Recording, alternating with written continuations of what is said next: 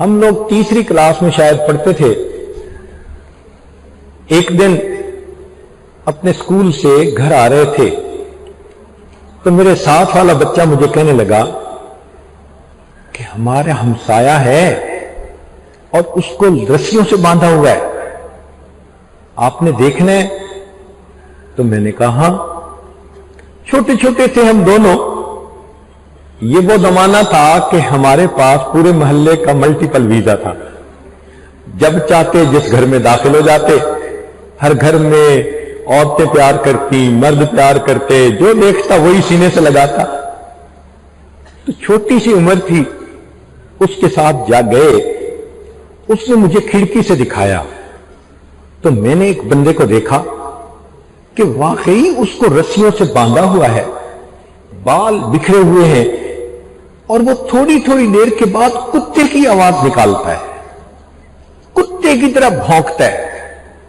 اگر باہر سے ہم آواز سنتے تو یہی سمجھتے کہ کتا بھونک رہا ہے. آنکھوں سے چونکہ دیکھا انسان تھا تو حیران.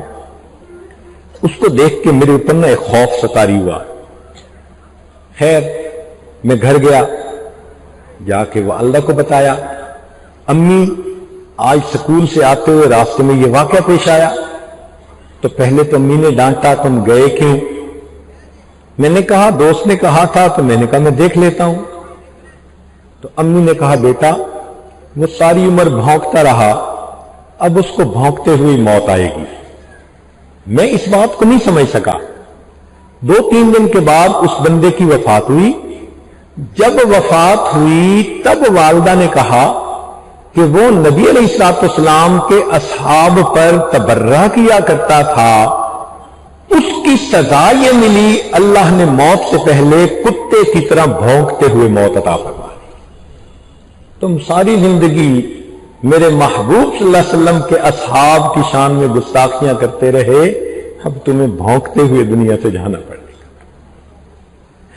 تو نیک اعمال کا یہ نتیجہ کہ اچھی موت آتی ہے, اور برے اعمال کا یہ نتیجہ کہ انسان کو آخر میں برے وقت پہ موت آ جاتی ہے. اور زندگی میں بھی پھر ان گناہوں کی وجہ سے مصیبتیں آتی ہیں. اصول یہ ہے الا قدر تقوی اللہ تأتی المواہب وتأتی علی القدر الذنوب المصائب, کہ جتنا انسان نیکی کرے اتنا اللہ رب العزت کی طرف سے رحمتیں آتی ہیں, اور جتنا انسان گناہ کرے اتنا اللہ کی طرف سے اس پر مصیبتیں آتی ہیں. وہب بن منبہ کہتے ہیں رأیت فی بعض الکتب المنزلہ یا عبدی اتینی, اے میرے بندے میری اطاعت کر, فیما امرتک, جو میں نے تجھے حکم دیا, ولا تعلمنی بما یصلحک, مجھے مت بتا کہ تیرے لیے بہتر کیا ہے. انی عالم بخلقی, میں نے پیدا کیا اپنی مخلوق کو, میں ان کو جانتا ہوں. انما اکرم من اکرمنی, میں اس کا اکرام کروں گا جو میرے حکم کا اکرام کرے گا. وَأُهِينُ مَنْ هَانَ عَلَيْهِ أَمْرِي, اور میں اس بندے کو ذلیل کروں گا جو میرے حکم کو ہلکا سمجھے گا. وَلَسْتُ بِنَاظِرٍ فِي حَقِّ عَبْدِي, اور میں بندے کے حق میں اس وقت تک نہیں دیکھوں گا حَتَّى يَنْظُرَ عَبْدِي فِي حَقِّي, جب تک کہ بندہ میرے حق کو نہیں دیکھے گا. تو معلوم ہوا ہم اللہ کے احکام کو پورا کریں گے, اللہ ہمیں عزتوں سے نوازیں گے.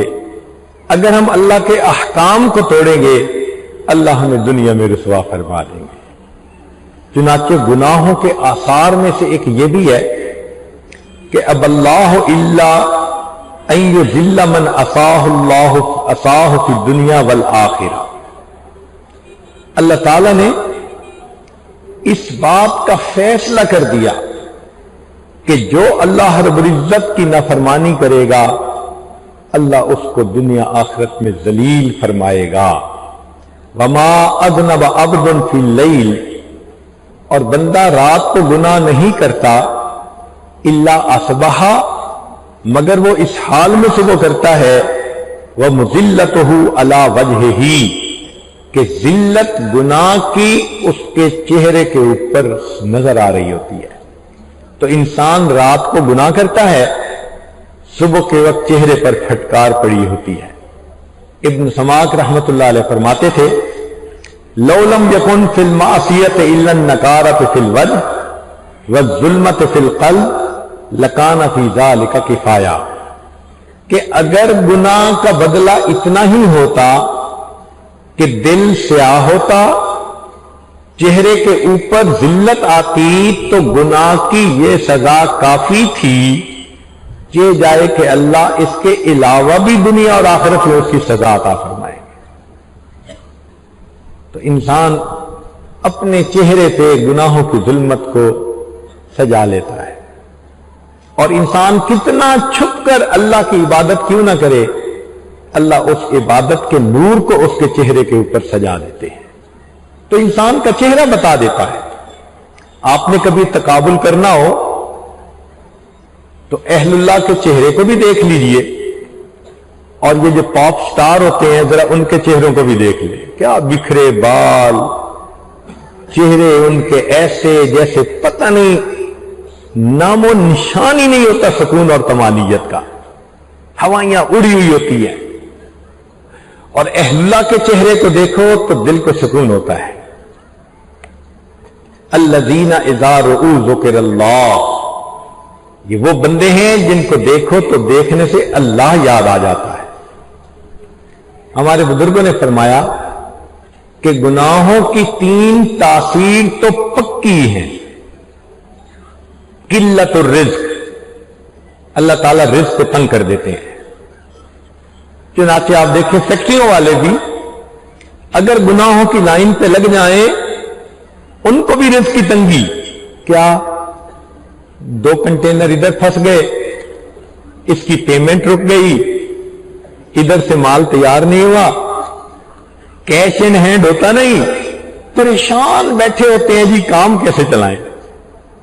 اب ویسے کروڑوں پتی مگر پریشان کہ جی بنے گا کیا. تو اللہ تعالیٰ دے کر بھی بندے کو ٹائٹ کر دیتے ہیں.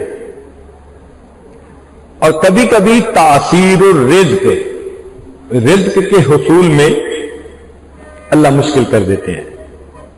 حضرت پتہ نہیں ڈیل ہوتے ہوتے رہ جاتی ہے.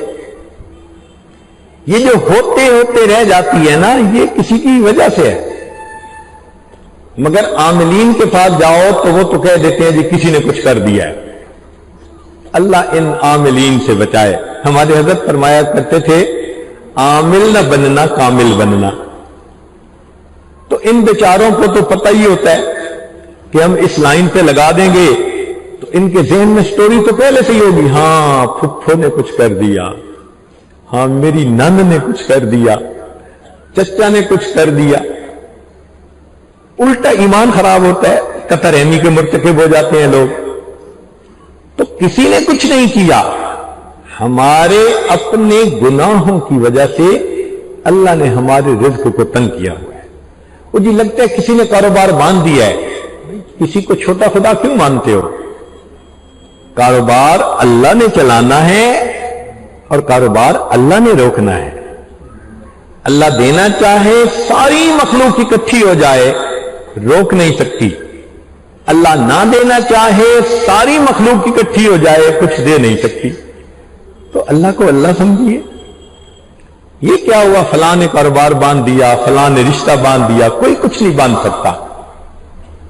ہاں ہم نے اپنے گناہوں کے سبب ان چیزوں کو باندھا ہوتا ہے اور ادھر توجہ نہیں جاتی.